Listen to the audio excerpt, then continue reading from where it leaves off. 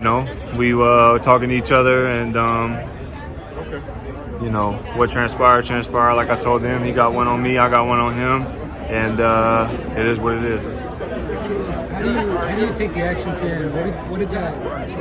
Where did the animosity come from? You seem to have had kind of harsh words to say to him. Obviously, nothing that wasn't facts, but you know, say what? Nothing that wasn't facts. But where does the animosity come from?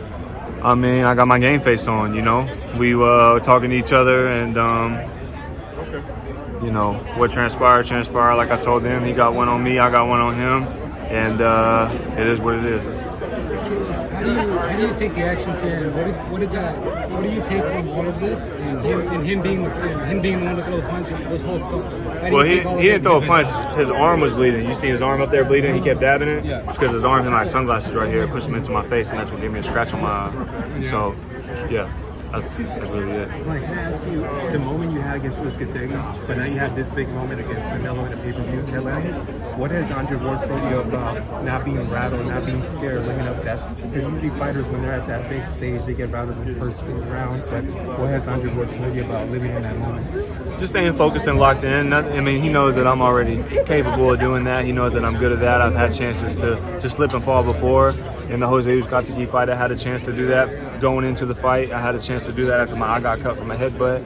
30 seconds later, what happened?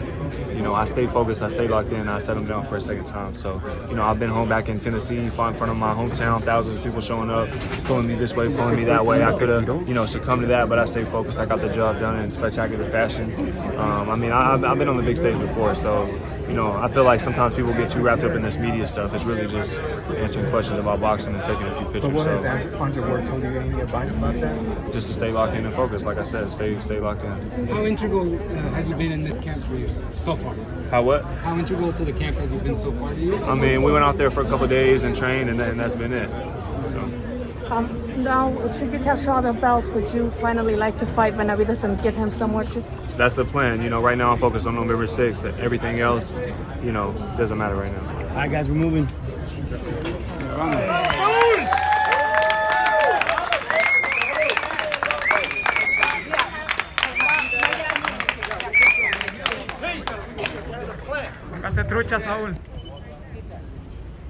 I just gonna say something. You don't know my level, and you will see November 6th. You don't wanna find out. I promise you.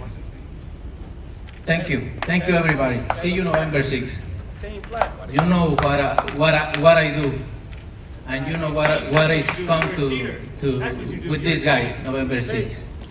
Thank you.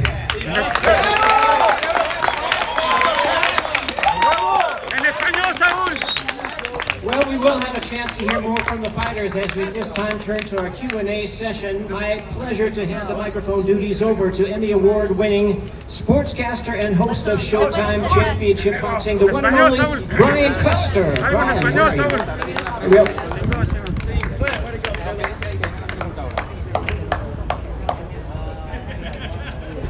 Thank you, Jimmy.